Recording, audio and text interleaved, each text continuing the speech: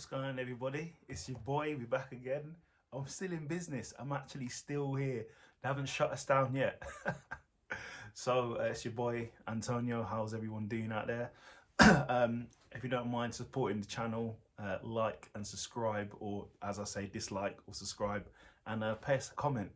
As I said in my previous videos, we're here doing these videos in the basement, but I will be moving up the ladder soon and getting my own studio soon, so don't worry. It's being built as we speak and you'll be very impressed with that. So what I'm covering today is Raw and Smackdown, week commencing January the 3rd. I could do two videos, but I thought, let's save everyone time. Let's just do one video with both of them in. So if you're watching this video now, what I'll be doing, I'll be telling you if it's worth it to watch it or not. So is it worth watching it or not? That's what I'll do firstly. So that's what I'm going to be doing with these videos. Okay, so Raw. So Raw started by Brock Lesnar coming out. Well, sorry, it started with Paul Heyman starting it, declaring himself as Brock Lesnar's new advocate.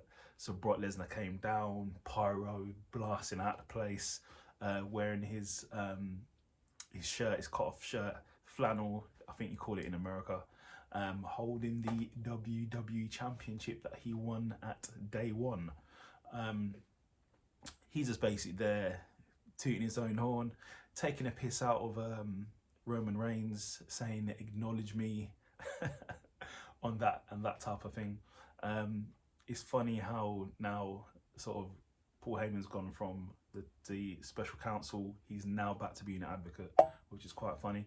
Then they start talking about the next challenge. So obviously, so Brock Lesnar's going to be defending the title at Royal Rumble, and they're talking about the potential challenges, because also be announced there'll be a fatal four-way where the winner will face Brock Lesnar at Royal Rumble.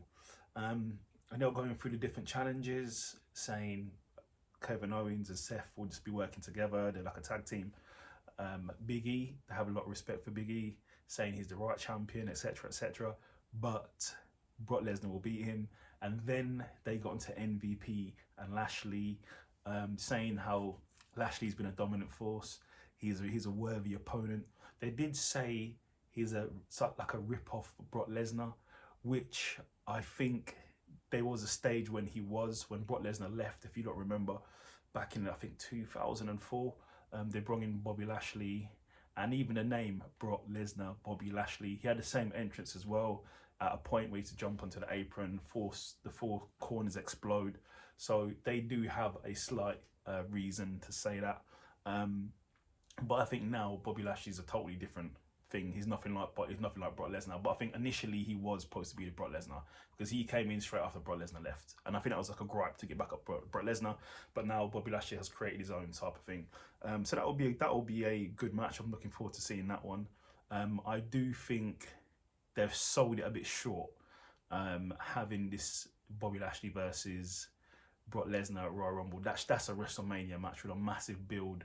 I can see Paul Heyman and MVP going back and forth on the mic with some of the best pipe bombs you'd see. I think they've sold it a bit short. I think Royal Rumble's in like 3 weeks and a bit now. They should have waited to do this at WrestleMania with a bigger build, because other than this match here, there's not really many big matches I can see right now in WWE, but we'll see what happens. So that was that. They opened the show. The next thing was RK Bro.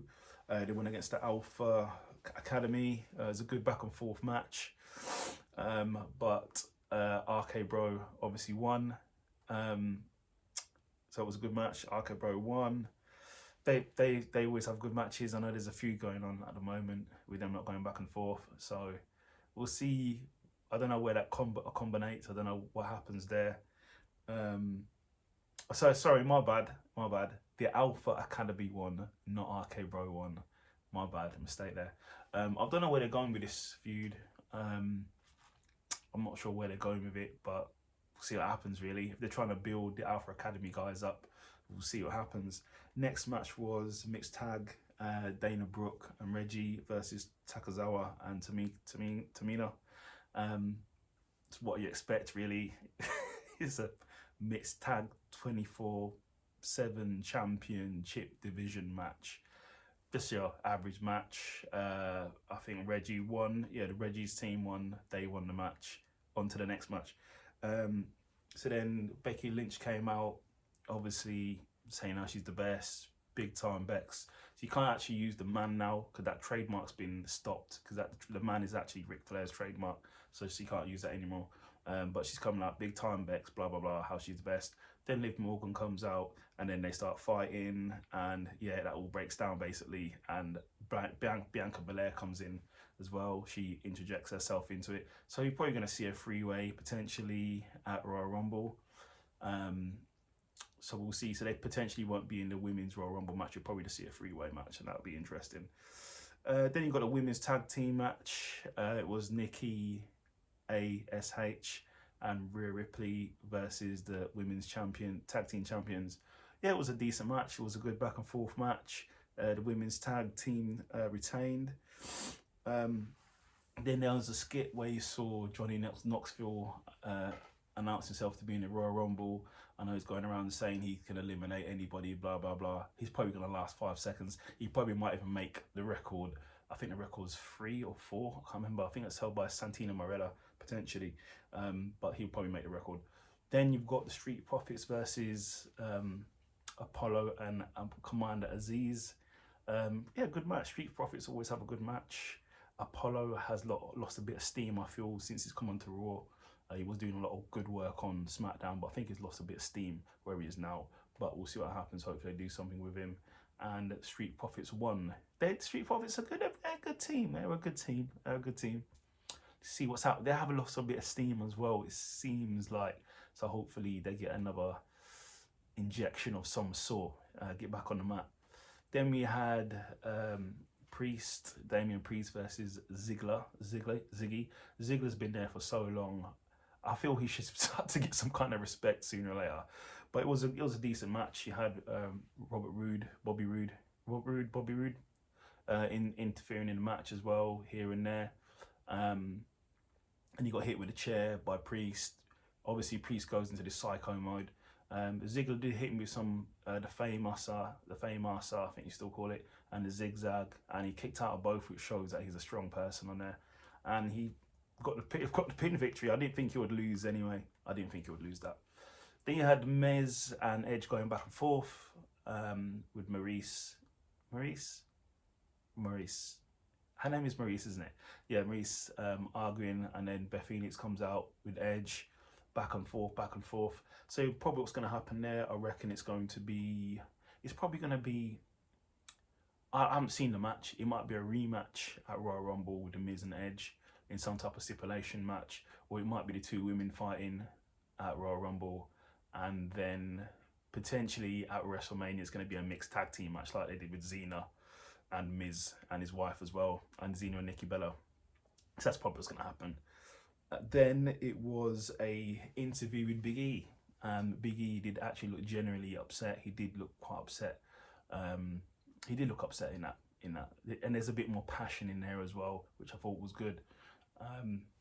We'll see. He said he was going to go in there, go into the Fatal 4-Way. That was the main event, and take guys down and take his belt back. And this is the quest to get his belt back. I did like the passion here from Big E.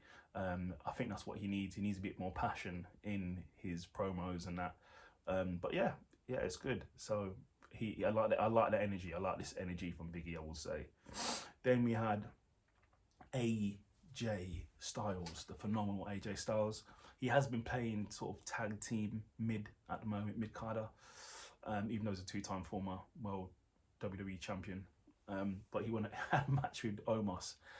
Not necessarily a squash match, but AJ did get beat down pretty badly. I'm not sure why they've done it on Raw. That's probably a Royal Rumble match. Should have done it as a Royal Rumble feud match, build it up a little bit more. But it is what it is. AJ lost that, but it was a good match. It was a good match. And then the main event was the 4-way between Seth, KO, Big E, and Bobby Lashley. Was a good match, back and forth. You had KO and Seth working as a team, basically teaming up on the guys, teaming up on Bobby Lashley, teaming up on Big E. Bobby Lashley did hit a spear for the barricade. Well, he went to hit a spear for the barricade. I believe it was on KO. KO moved out the way, and then Bobby Lashley goes through the barricade, smashed up. Then he recovered, and then there's fighting in the crowd, there's fighting backstage, there's fighting here, there's fighting there, there's fighting everywhere, there's fighting everywhere. Then they bring it all the way back to the ring, and then Bobby just basically went mad. He speared I think he speared Seth running, then he speared, I can't remember what order it was, but I speared Biggie, speared Seth, then speared KO, and then he got the victory on the pinfall and KO.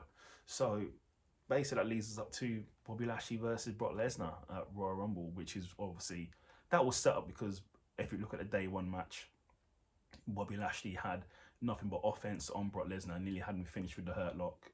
So it just makes sense. But like I said before, I believe they should do that match at WrestleMania with a massive build up with MVP and Paul Heyman going back and forth, like pipe bombs left, right, center. But we're just going to get a match between them two. And I hope Bobby doesn't get pinned clean. I think they should do a screwy finish, like preserve that match a bit more for a Mania match. Roman Reigns interferes, or Bobby Lashley wins on a screwy finish, or it's just a DQ or something. So I don't think they should pin Bobby. Right, then let's go to SmackDown. So first of all, on SmackDown, the Tribal Chief, the head of the table, he's back from having COVID. He's there addressing the fans on the mic, saying the two people he doesn't want to see is, first of all, stop. Is Raw worth watching? Yes, I would say it was worth watching. But the main event was good as well, so yeah, it was worth watching. And the beginning, yeah, overall, yeah. So SmackDown comes out with Roman Reigns. He's talking, he's saying two people he doesn't want to see is Paul Heyman and Brock Lesnar. Who comes out? Paul Heyman and Brock Lesnar come out. They have a back and forth, and it seems like Paul Heyman sort of defending Roman and defending Brock at the same time, which leads Brock Lesnar to say to Roman, "What? Shut up! Stop talking!" And then while he's saying that, sorry, it says that's what Brock says to Paul. While he's saying it to Paul, Roman hits with a Superman punch, puts the ones up, and says he's the greatest of all time. So we'll see what happens with that. Brock Lesnar did suggest to Roman that they should have a champion versus champion match for all the marbles. So I think they might be angling that for WrestleMania potentially, which then is what's going to happen between then. It's just like, okay. Then Johnny Knoxville is talking to Sami Zayn about entering the Royal Rumble, and basically Sami was like, well, if you want to enter the Royal Rumble, you need someone to guide you. You need to be on the level of a professional. You're not a professional, etc., etc. So then Sami has a match with Ricky Bose, yeah, Shinsuke's boy, and he ends up losing the match. And then after he loses that match, Knoxville comes out and throws Sami out the ring and announces that Knoxville is in the match. So fair enough. And then we have Charlotte Flair comes to the ring. My opinion, she is one of the greatest of all time women wrestlers. Personally, I think she's amazing. 10 out of 10. I think she's probably the best. She's probably the best. But she comes out and says how she do got all the different competitors in the Women's Royal Rumble, including, which was quite interesting, Mickie James. But Mickie James is in Impact Wrestling, and she's the Divas Champion in Impact Wrestling. So that is very weird. But then again, if you think about it, if you guys know your history, they have had people like Christian Cage on Impact previously, so they're probably like a favour for a favour. And it just probably makes you think that they're going to squash Mickie James to make her look bad. Like, you're Impact champion, you can't measure up to our champions. It could be something like that, but it could be quite interesting. And then Charlotte Flair basically says she is going to be in the Royal Rumble as well, so we'll see. And then if she wins, she can pick her own opponents. That'll be quite interesting. Then after that, you had Charlotte Flair versus Naomi, with Sonya Deville coming. The match it was actually a solid match. It was a solid match, but it had Sonya Deville coming in, and she was interfering in the match constantly, changing the rules from a no TQ to anywhere match to all these other rules, which then obviously led to Charlotte Flair winning the match. Hopefully Naomi does win that Royal Rumble and then goes for the title. I think that would be pretty good. Then we had Happy Corbin came to the ring and he was meant to interview Drew McIntyre, but as you know, Drew McIntyre is injured. Get well, Drew McIntyre, hopefully see you soon. And then Madcap Moss came out dressed as Drew McIntyre with a neck brace. Ha ha ha, very funny. And then they faced the Viking Raiders, which was a decent match. But the team was Happy Corbin and Madcap Moss won the match, is what it is. And then we had the main event was the Usos versus the New Day. We have seen this match a million times, 8,000,000 times. Street fight match, anything goes, weapons, etc. But they're two awesome tag teams, so I don't mind watching it again. I could watch them a million times anyway, so they're two awesome teams. Yeah, they knocked it out of the park with this. Tables, ladders and chairs involved. I don't think there was any ladders, but there was tables and chairs.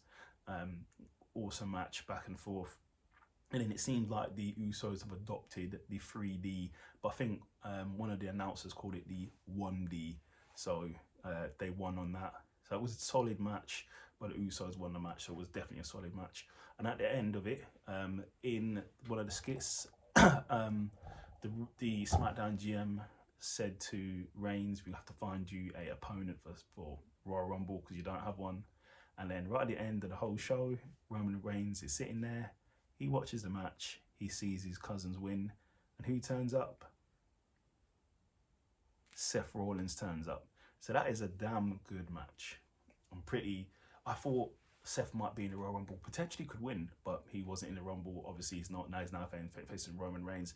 I think the fact that Roman had COVID has just switched everything around, and they're now gonna have to do things a different way to get to the end goal, which potentially I feel is Brock Lesnar versus Roman at Mania with all the titles on the line. I don't think that's probably the biggest match it can do. Was SmackDown worth watching? I would say yes. The last match, the tag team match, was good, and Roman build up with Brock was good, and some of the other segments were good as well. So yeah, I would say worth watching. So this week, January the 3rd, week commencing, Raw and SmackDown was worthy to watch. So that's a thumbs up from me, Antonio. So that's it from me. There's my 17-minute rundown for Raw and SmackDown this week. Like, subscribe. If you like this kind of content, obviously subscribe, leave a comment, and I'll be doing this every week. And I obviously cover boxing and mixed martial arts, most predominantly UFC, but mixed martial arts. Okay, take care of yourselves. See you soon.